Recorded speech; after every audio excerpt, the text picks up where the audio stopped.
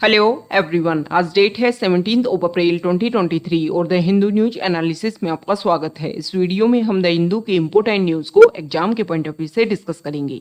नीचे description box में Telegram channel Volcano IAS Academy का लिंक दिया हुआ है। आप Telegram channel Volcano IAS Academy के साथ में जुड़ सकते हैं। वहां पर हर exam means UPSC, state PCS and other exams के पॉइंट ऑफ व्यू से काफी इंपॉर्टेंट इन्फॉर्मेशन आप सभी के साथ में शेयर की जाती है। तो चलो स्टार्ट करते हैं। वीडियो को स्टार्ट करेंगे एक ज्योग्राफिकल बेस्ड क्वेश्चन के साथ में। और आज आपका क्वेश्चन ये है कि माउंट मेरापी को आपको मैप में व्यू करना है, फिर इससे रिलेटेड हर इंपॉर्टेंट फैक्ट्स को एंड इंफॉर्मेशन को कमेंट बॉक्स में टाइप करना है। कल हमने आपसे क्वेश्चन पूछा था कर्माडेक आइलैंड्स को लेकर के। तो कर्माडेक आइलैंड्स जो हैं वो वोल्केनिक आइलैंड्स हैं और सर्दर्न पैसिफिक ओशन में लोकेटेड हैं। ये न्यूजीलैंड कंट्री के पार्ट हैं। कर्माडेक आइलैंड्स इसलिए न्यूज़ में बने हुए थे क्योंकि यहाँ पर हाई मैग्नीट्यूड का अर्थक्वेक जो है वो देखने को मिला था। अभी हमने देखा कि यहाँ पर वोल्केनिक आइलैंड है और साथ ही साथ में अर्थक्वेक की सिचुएशन भी देखने को मिलती है। तो इसका बेसिक रीजन ये है कि ये जो कर्माडेक आइलैंड जो है वो दो प्लेट बाउंड्रीज के पॉइंट पर, मीटिंग पॉइंट पर लोकेटेड है। एक तरफ है पैसिफिक ओशन प्लेट और दूसरी तरफ लोकेटेड है ऑस्ट्रेलियन प्लेट। अब ये प्लेट होती क्या है? देखो, जो हमारी अर्थ जो है ना वो इक्वल नहीं है। मतलब ऐसा नहीं है कि कंप्लीट जो है वो एक ही प्लेट से या फिर अर्थ जो है वो एक ही जो अर्थ है उससे बनी हुई है। हमारी अर्थ में अलग अलग पैचेस देखने को मिलते हैं। जैसे कि आप फुटबॉल को जब आप देखते हो तो फुटबॉल में आपको इस तरीके के जो पैचेस हैं वो देखने को मिलते हैं। इसी तरीके से हमारी अर्थ जो है वो भी अलग अलग प्लेट में डिवाइडेड है। कुछ है कॉन्टिनेंटल प्लेट और कुछ है ओशनिक प्लेट। अब ये जो प्लेट जो होती हैं, मतलब जो अर्थ के अलग अलग टुकड़े हैं, इनमें जो है वो मूवमेंट देखने को मिलता है, गति देखने को मिलता है। अब ये मूवमेंट जो है ना वो इतना स्लो होता है कि हमें पता भी नहीं चल पाता है। मूवमेंट कैसे होता है? देखो, हमारी अर्थ जो है उसके जैसे जैसे आप इंटरनल स्ट्रक्चर में जाओगे तो टेम्परेचर जो है वो बढ़ता जाता है।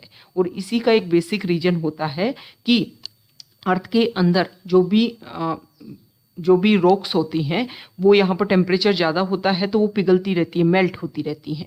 और मेल्ट होने की वजह से वो बन जाती है मैग्मा। और मैग्मा जो है वो जिस तरीके से मूवमेंट करता है उसी तरीके से अर्थ के अपर लेयर पर जो प्लेट होती है वो भी मूवमेंट करती है। तो ये प्लेट्स का जो मूवमेंट है वो तीन तरीके का देखने को मिलता है। एक होता है कन्वर्जेंट मूवमेंट, एक होता है डाइवर्जेंट मूवमेंट और एक होता है कंजर्वेटिव। कन्वर्जेंट में क्या होता है? दो प्लेट आपस में आकर के टकराती है, मतलब दो प्लेट जो है वो एक दूसरे की तरफ इसमें मूव करती है। डाइवर्जेंट में क्या होता है? दो प्लेट एक दूसरे से विपरीत साइड में मूव करती हैं। और जो कंजर्वेटिव होता है उसमें क्या होता है कि दो प्लेट जो है एक दूसरे के पैरेलल चलती हैं, या तो एक दूसरे के साथ साथ चलेंगी या एक दूसरे के विपरीत चलेंगी। इस तरीके से मतलब इसमें जो है वो टकराव नहीं होता है। कंजर्वेटिव में एक दूसरे के पैरेलल जो है वो यहाँ पर मूव करती हैं। ओके, तो यहाँ पर ये जो प्लेट बाउंड्री है जहाँ पर कर्माडेक आइलैंड है वो है कंजर्वेटिव प्लेट बाउंड्री। मतलब पैसिफिक ओशन की प्लेट और यहाँ पर ऑस्ट्रेलिया की जो प्लेट है, ऑस्ट्रेलियन प्लेट, वो यहाँ पर आपस में क्या कर रही हैं? टकरा रही हैं। ओके, तो इसी की वजह से यहाँ पर वॉल्केनिक इरप्शन और साथ ही साथ में यहाँ पर अर्थक्वेक जैसी सिचुएशन जो है वो देखने को मिलती है। ओके, तो ये बेसिक जो पॉइंट है उनको हमने डिस्कस किया। द हिंदू को अगर हम डिस्कस करें तो फर्स्ट इंपॉर्टेंट आर्टिकल है द हिंदू के फ्रंट पेज पर। और अभी आप सबने देखा होगा कि अतीक अहमद और उनके जो ब्रदर हैं उनको मेडिकल चेकअप के लिए ले जाया जा रहा था और उसी टाइम जो है उनके ऊपर अटैक होता है और उनकी डेथ हो जाती है। ये जो अतीक अहमद हैं ये एक तरीके से यहाँ पर अगर हम उनके बारे में डिस्कस करें तो गैंगस्टर टर्न पॉलिटिशियन, मतलब पहले जो है वो इसी तरीके की क्राइम्स में वो इन्वॉल्व थे। उसके बाद में उन्होंने पॉलिटिकल जो है वो इलेक्शन में पार्टिसिपेट किया। बहुत बार जो है वो एमएलए रहे और एमपी भी, मेंबर ऑफ पार्लियामेंट भी वो रहे। बहुत सारे केसेस उनके ऊपर रजिस्टर थे और उन्हीं के बेसिस पर जो है उनको लाइफ इम्प्रिजनमेंट जो है वो फर्स्ट केस में ही देखने को मिला। अदर केसेस जो है उनकी भी सुनवाई चल रही थी तो वहाँ पर कुछ क्लेसेस देखने को मिला और इसकी वजह से ये प्रॉब्लम जो है वो सामने आई है। अब यूपी गवर्नमेंट जो है वो ये जो भी इशू है इसको लेकर के उन्होंने एक जुडिशियल कमीशन जो है अपॉइंट किया है और वो अतीक अहमद और उनके ब्रदर की जो किलिंग हुई है इसका इन्वेस्टिगेशन करेंगे। और यहाँ पर इलाहाबाद हाई कोर्ट के जज हैं, रिटायर्ड जज अरविंद कुमार त्रिपाठी जो हैं वो इस कमीशन की हेड रहेंगे। उसके अलावा दो जज और इसमें शामिल रहेंगे, रिटायर्ड जज Brajesh Kumar Soni and former director general of police Subesh Kumar Singh, ये 3 मेंबर हैं। ये यहाँ पर इस चीज़ को रिव्यू करेंगे, इन्वेस्टिगेट करेंगे कि ये जो किलिंग है वो किस वजह से देखने को मिली है, क्या इनका आपसी क्लैश था या फिर कोई और इशू जो है वो उसमें इन्वॉल्व है। ओके, नेक्स्ट इंपॉर्टेंट आर्टिकल है साउथ पेज पर, और यहाँ पर आप सभी को पता है Kaziranga national park Assam state में है, और वहाँ पर जो आर्मी है वो जल्द ही वहाँ पर बैले ब्रिज जो है वो बनाएगी। ओके, और क्यों बनाया जाएगा? ताकि राइनो जो है, वन हॉर्न राइनो को जो है प्रोटेक्शन दिया जाता है, उसके डोमेन रीजन को प्रोटेक्ट किया जा सके। तो यहाँ पर पहले वुड की स्ट्रक्चर बनाई हुई है काजीरंगा नेशनल पार्क में, लेकिन जैसे यहाँ पर फ्लड जैसी सिचुएशन क्रिएट होती है तो वो सारी क्या हो जाती हैं, वॉश्ड अवे, खत्म हो जाती हैं। तो कनेक्टिविटी के लिए जो है वो कुछ ऐसे ब्रिज होने चाहिए। ये बैले ब्रिज क्या होता है? बैले ब्रिज होता है एक तरीके से पोर्टेबल, प्री फैब्रिकेटेड, मतलब फैक्ट्री में ही असेंबल कर दिया गया जो भी पार्ट्स हैं, और ला करके जो पुल है उसको यहाँ पर रख दिया गया। इसमें जो है स्टील का यूज़ किया जाता है, साथ ही साथ में वुड जो है उसका भी यूज़ किया जाता है इस तरीके के ब्रिजेस में। और 1940 और 1941 जब वर्ल्ड वॉर सेकेंड चल रहा था, तब ब्रिटेन जो आर्मी है उन्होंने इसका सबसे ज़्यादा यूज़ किया था कनेक्टिविटी देने के लिए। ओके, और इसको बैले ब्रिज क्यों बोलते हैं? तो एक थे डोनाल्ड बैले, जिन्होंने सबसे पहले इसका जो कंसेप्ट दिया था इस बैले ब्रिज का, तो इसीलिए इसको बैले ब्रिज के नाम से जाना जाता है। ओके, अब बात हुई है काजीरंगा नेशनल पार्क की। तो काजीरंगा नेशनल पार्क जो है इसके बारे में कुछ बेसिक फैक्ट हम डिस्कस करेंगे। काजीरंगा नेशनल पार्क भी है, 1974 में इसको डिक्लेयर किया गया था। इसके अलावा ये टाइगर रिजर्व भी है, 2007 में इसको नोटिफाई किया गया। यूनेस्को वर्ल्ड हेरिटेज साइट भी है ये भी आपको ध्यान में रखना है। 1985 में इसको डेजिग्नेशन दिया गया। और इसके अलावा बर्ड लाइफ इंटरनेशनल जो है इन्होंने इसको इम्पोर्टेंट बर्ड एरिया का डेजिग्नेशन भी दिया है। तो एक नेशनल पार्क जिसके पास में इतनी सारी डेजिग्नेशन है, तो इस तरीके से क्वेश्चन भी पूछा जा सकता है कि आसाम का वो नेशनल पार्क जहाँ पर important bird area, UNESCO world heritage site, tiger reserve और नेशनल पार्क, ये सारे डेजिग्नेशन उसके पास में है। तो इस तरीके से क्वेश्चन जो है वो भी पूछा जा सकता है। या फिर आपको पूछ लेंगे कि काजीरंगा नेशनल पार्क, तो ये तो देखो नॉर्मल क्वेश्चन है, पूछ लेंगे कि कौन सा नेशनल हाईवे यहाँ से पास होता है, नेशनल हाईवे 37। साथ ही साथ में बहुत सारी सीजनल वाटर बॉडीज भी काजीरंगा नेशनल पार्क में है, और इसके अलावा दिपलू जो रिवर है वो भी यहाँ से पास होती है काजीरंगा नेशनल पार्क से। ओके, तो ये काजीरंगा नेशनल पार्क को लेकर के कुछ बेसिक बातें। अब हमने देखा कि काजीरंगा नेशनल पार्क कहाँ है, आसाम स्टेट में है। तो आसाम में इसके अलावा 6 नेशनल पार्क और हैं, तो इन सभी के नेम जो है ना वो आपको पता होना चाहिए। जैसे कि यहाँ पर अगर हम डिस्कस करें तो ये है Raimona national park, Manas, Orang, Nameri, Kaziranga, Dihing Patkai and Dibru Saikhowa. ये रायमोना नेशनल पार्क जो है, और इसके अलावा दिहिंग पटकई नेशनल पार्क जो है इसको 2021 में नोटिफाई किया गया था। तो ये बेसिक फैक्ट हैं आसाम को लेकर के। और आसाम स्टेट अगर हम नॉर्थ ईस्ट में बात करें तो सभी के साथ में अपनी बॉर्डर शेयर करता है, इम्पोर्टेंट है। सभी के सभी नॉर्थ ईस्ट के जो स्टेट हैं वो इसके चारों तरफ बॉर्डर बना करके लोकेटेड हैं। ओके, और यहाँ पर बांग्लादेश से यहाँ से भी कनेक्टेड होता है, और यहाँ से भी इसकी बांग्लादेश से कनेक्टिविटी देखने को मिलती है। तो ये इम्पोर्टेंट फैक्ट हैं आसाम को लेकर के, और यहाँ पर जो नेशनल पार्क है उनको लेकर के। नेक्स्ट इंपॉर्टेंट आर्टिकल है, टेक्स्ट पेज पर हम डिस्कस करेंगे। और यहाँ पर जो आर्टिकल है इसमें टाइगर की पॉपुलेशन के बारे में बताया गया है। तो अभी टाइगर की पॉपुलेशन के कुछ रिजल्ट डाटा जो हैं वो डिक्लेयर किए गए हैं, और इसमें बताया गया है कि 3000 प्लस जो है पॉपुलेशन यहाँ पर देखने को मिली है। 2018-2019 में जब टाइगर नंबर आए थे तो 2967 टाइगर की जो पॉपुलेशन आई थी। टाइगर पॉपुलेशन सेंसस जो है वो कंडक्ट करवाएगी 2006 से, और ये फिफ्थ नंबर की टाइगर पॉपुलेशन है।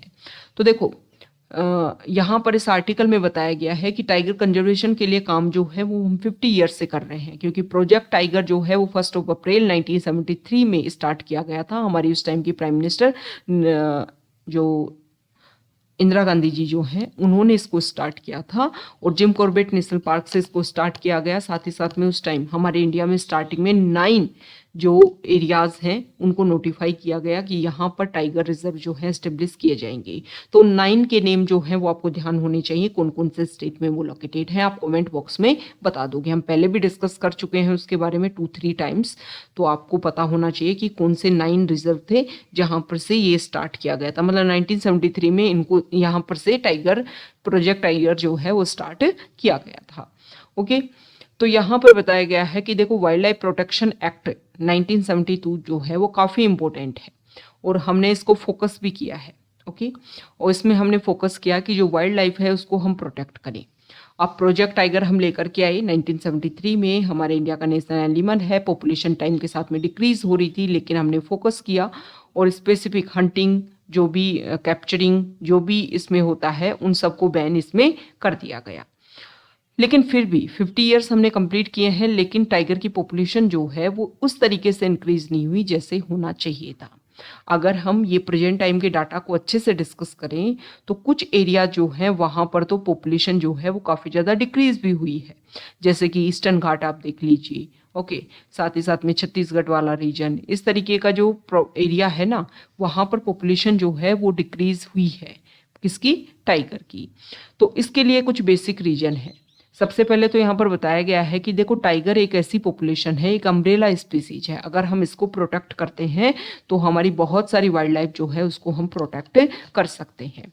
सबसे इस पॉइंट तो ये है, तो टाइगर कंजर्वेशन के लिए हमें काम करना चाहिए। दूसरा यहाँ पर पॉइंट ये रखा गया है कि क्या होता है कि हमारे किसी एरिया में टाइगर की पॉपुलेशन कम है तो हम किसी दूसरे एरिया से उठा करके वहाँ पर ट्रांसलोकेट कर देते हैं, लेकिन अलग अलग एरिया के जो टाइगर्स हैं उनमें अलग अलग जो है वो उनका हैबिचुअल जो उनमें प्रोसीजर देखने को मिलता है, उनका जेनेटिक डिफरेंस जो है वो देखने को मिलता है। तो अगर आप एक एरिया से दूसरे एरिया में ट्रांसफ़र करते हो तो इसकी वजह से वो इफ़ेक्ट होते हैं।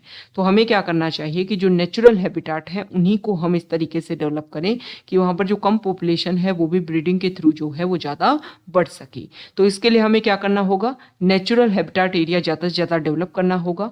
प्रे जो है वो हमने ज़्यादा से ज़्यादा लाने होंगे। जैसे कि अगर हम बात करें तो चीतल जो होता है वो इम्पोर्टेंट रोल प्ले करता है। टाइगर और जो भी चीता, इन सब के लिए काफ़ी इम्पोर्टेंट रोल प्ले करता है चीतल। तो चीतल जो है वो एक तरीके से इकोटोन एरिया में देखने को मिलता है। इकोटोन एरिया मतलब ग्रासलैंड एरिया और फॉरेस्ट एरिया, इन दोनों का जो एक मिक्सर एरिया होता है ना, वहाँ पर पाया जाता है चीतल। तो चीतल जो है उसको प्रोडक्शन, उसकी संख्या को हमें बढ़ाना चाहिए ताकि ये जो टाइगर, चीता, इनकी पॉपुलेशन जो है वो भी बढ़ सके। लेकिन अब चीतल जहाँ पाया जाता है उसकी वजह से बारहसिंगा जो है उसकी पॉपुलेशन डिक्रीज हो रही है। तो अलग अलग एरिया में उसके लिए भी काम किया जा रहा है। तो मेन चीज़ें ये हैं कि आर्टिफिशियल तरीके से हमें ग्रासलैंड ये जनरेट करने की ज़रूरत नहीं है। नेचुरल जहाँ पर फॉरेस्टिफिकेशन ये सब देखने को मिलता है वहाँ पर ही हमें उनको ही प्रिजर्व करना चाहिए और उनको ही प्रोटेक्ट करना चाहिए। एक पॉइंट यहाँ पर ये बोला गया है कि अभी हम देख रहे हैं कि प्रोजेक्ट टाइगर जो है वो सेंट्रल गवर्नमेंट के थ्रू इम्प्लीमेंटेड है। सेंट्रल गवर्नमेंट मतलब 1 बॉडी इसमें इन्वॉल्व है। इसके अलावा हमें क्या करना चाहिए? मल्टीपल बॉडीज, जैसे कि नेचुरल एरियाज जो हैं इंडिविजुअल लेवल पर, सोसाइटी लेवल पर, और साथ में जो प्रोटेक्टेड एरियाज हैं उन सबको हमें एक अच्छे लेवल पर इम्प्लीमेंट करने की ज़रूरत है ताकि जो इनकी पॉपुलेशन है वो और अच्छे से इंक्रीज हो सके। ऑर्गेनाइजेशन, एनजीओ, इन सब का इंक्लूजन जो है वो हमारी वाइल्ड लाइफ के प्रोटेक्शन के लिए होना चाहिए। ओके, तो ये सजेशन दिए गए हैं। सजेशन मेन ये है कि नेचुरल तरीके से हमें प्रोटेक्ट करना चाहिए। दूसरा सजेशन ये है कि जो भी हम ट्रांसफ़र कर देते हैं एक जगह से दूसरी जगह पर, इन सबको हमें टारगेट करते हुए, व्यू करते हुए जो है वो फोकस करना चाहिए। अगर नेचुरल हैबिटेट ही हमने अच्छे से डेवलप कर लिया तो इस तरीके से ट्रांसफ़र करने की ज़रूरत हमें नहीं पड़ेगी।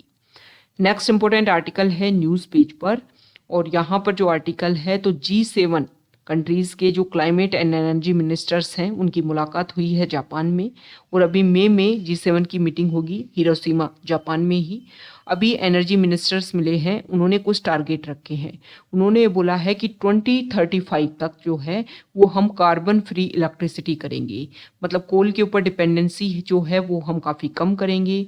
सोलर एनर्जी, विंड एनर्जी, इनके थ्रू प्रोडक्शन जो है वो हम ज़्यादा बढ़ाएंगे। यहाँ पर टारगेट लिया गया है कि 1000 गीगावाट 2030 सोलर पावर से और 150 गीगावाट विंड पावर से ऑफशोर प्लेटफॉर्म से। ओके, साथ ही साथ में हमारे इंडिया के एनवायरनमेंट मिनिस्टर जो है वो भी यहाँ पर प्रेजेंट थे।